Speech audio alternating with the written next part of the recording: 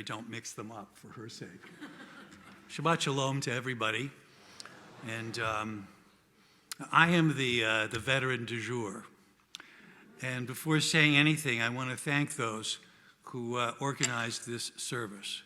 First of all, I want to thank Rabbi Kahn and those who invited me to speak, knowing that my story is far different from ones who came before me, and certainly from the experience of our brothers and sisters who have served and are serving in the IDF to protect the security of the State of Israel. Thank you, Tzvi, for your service there and for preparing this service, as you have done so many times over the years. You have been here for us. On this Shabbat before Veterans Day, in my family it's still Armistice Day. We don't like change. We pause to honor those men and women who serve this country in our armed forces, all who sacrificed for us, some with their lives, many more with their health. And we have to ask this evening, how do we best honor them? Through words, through solemn ceremony? Is saying to one who is serving or has served, thank you for your service, and nothing more, is that enough? I would suggest that we add a group often omitted this evening. To those who have already served, let us consider, dear friends, how we best honor those who will serve us in the future. How best can we ensure that their best interests are served as well as the security of our country? In past Shabbatot, we heard very moving testimony from World War II and Korean War veterans reflecting love and gratitude, reminiscent of the Psalms themselves. Perhaps this evening we should look instead to the prophet Jeremiah, the prophet of outrage against complacency, our prayers when we never say them, or even our thoughts when we don't even think them.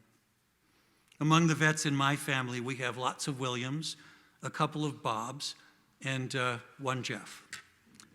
I'm in the process of cleaning out my office in the house, which charitably I might call a work in progress.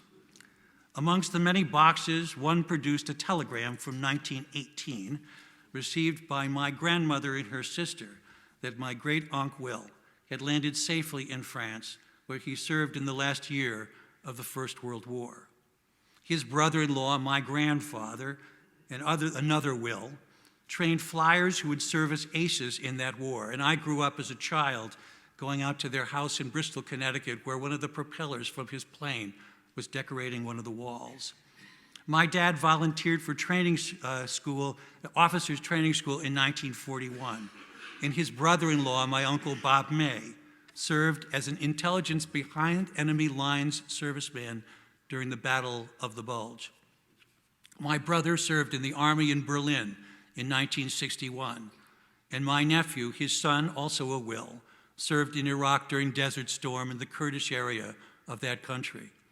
And then the one Jeff. I served in Benoit, Vietnam in 1970. I also worked in the anti-war movements from 1967 to 69, and when I was drafted, and upon my return, I joined the Veterans Against the War. Indeed, a very complex history of my family in service to this country. Where in past wars, our message to the members of our armed forces was one of national unity.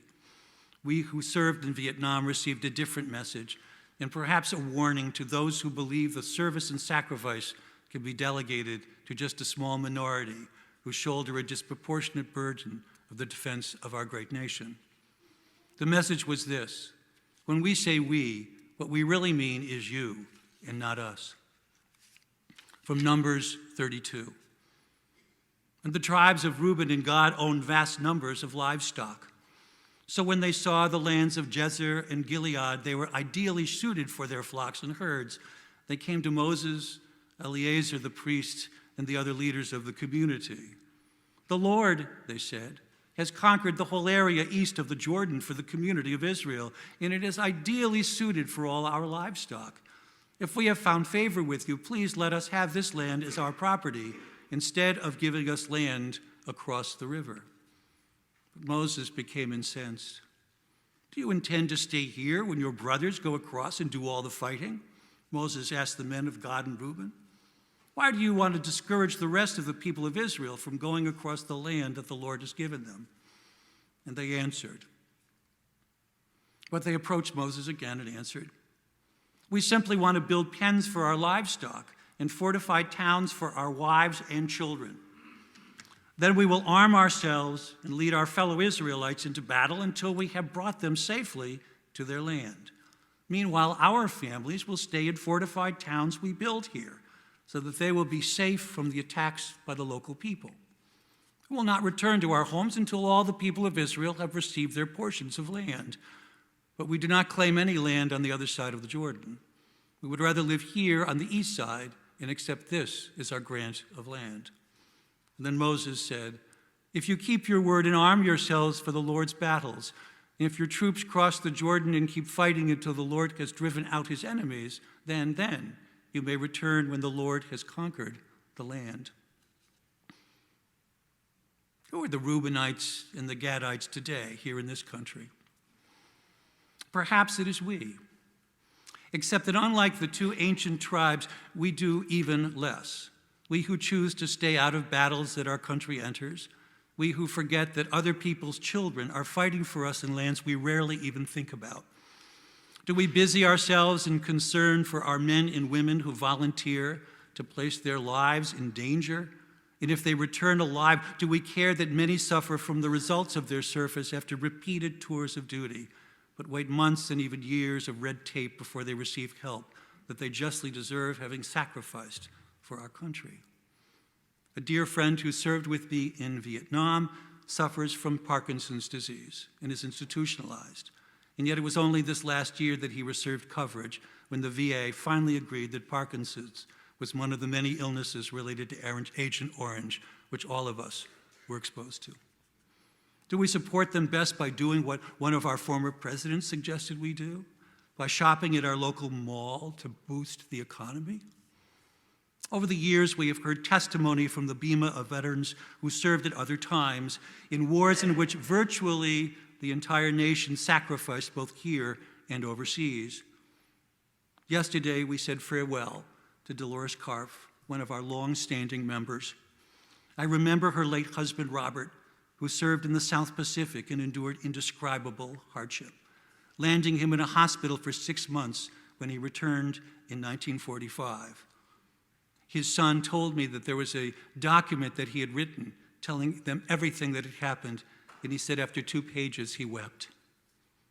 In that era and in the Great War 3 decades before that, as well as the Korean conflict just a few years later, no American was deaf or blind to the reality of war. We lived it either directly or through the service of a family member or a dear friend. But that is not the case today. Far from seeking commitment or even knowledge of service by soldiers in numerous places around the globe, it is government policy to make them only partially visible. Only recently, I heard a statement from a government spokesman referring to the policy of not allowing the press to be present when caskets carrying the fallen arrive at our military base in Dover, Delaware. Quote, "It is to respect the families of the fallen," he said, "who need their privacy in their time of grief." Really? That, of course, is a lie. The real reason is that several administrations of both parties, wished to avoid the past response of the American people who were horrified to witness the dead arriving from Vietnam, the conflict I was in, a response that gave in part the rise of the anti-war movement. Honoring those returning servicemen and women is fine as far as it goes, but if it ends there, it is at best inadequate. You see, it's the beginning in the end. Is it the beginning or is it the end? And in my opinion, it's not the beginning, but rather the end. You see, the end is when the soldiers come home, but the beginning is when we, as Americans, commit to war in the first place, and after that, choosing whether we follow the outcome of that decision or not. By the way, the draft in and of itself does not ensure our commitment. As we're all aware, many suffered in those years from the dreaded bone spur epidemic. But even then, to be drafted meant just one tour of duty. My entire tour in Vietnam was just for 1 year, not 4 or 5 or 6 tours. And the sheer cruelty of that policy is eclipsed only by the callous way the public ignores that fact at home. We are part of a lucky majority who depend on a tiny minority who put their lives on the line to protect us. As such, we have a fiduciary duty to protect them by ensuring that our government does not, as in the past, abuse that responsibility. From domino theories to non-existent WMDs and such other excuses for war, we have abused the commitment of those who serve us. Should we continue to fail them, the rabbis have a warning to all of us. They tell us when the fall of ancient Judea finally came, it was the Reubenites and the Gadites who were the first to fall. When we see a soldier in the airport, by all means, please say thank you for your service. But if it seems appropriate to do so, also go beyond that. Ask them where they served and how they are doing now. And one more thing. Dear friends, let us eliminate from the American lexicon the disgusting and callous term embraced by our media, boots on the ground. It is not the boots who die, you see, but living men and women who fill them to protect us. Let us be worthy of that commitment. Shabbat Shalom.